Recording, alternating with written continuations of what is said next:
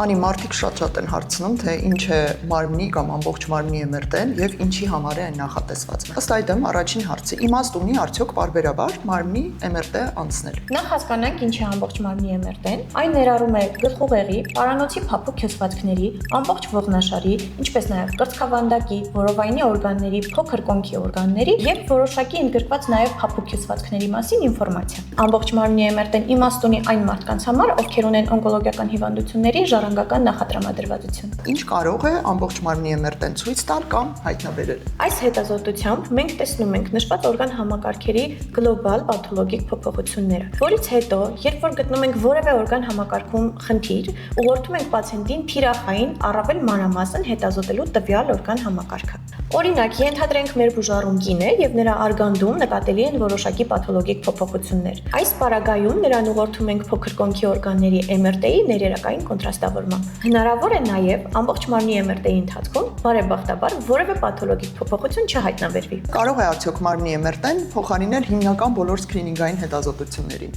Սա ճիշտ մոտեցում չէ, բոլոր լաբորատոր եւ գործիքային հետազոտությունները իրար փոխ լրացնում են։ Սակայն, որպես առավելություն նշեմ, որ ամբողջ մարմնի MRT-ն ընդամենը 1 ժամվա ընթացքում մեզ թույլ է տալիս ընդհանուր ինֆորմացիա ստանալ նշված օրգան համակարգերում առկա բոլոր փոփոխությունների վերաբերյալ առանց ցավի եւ առանց որևէ ճառագայթման։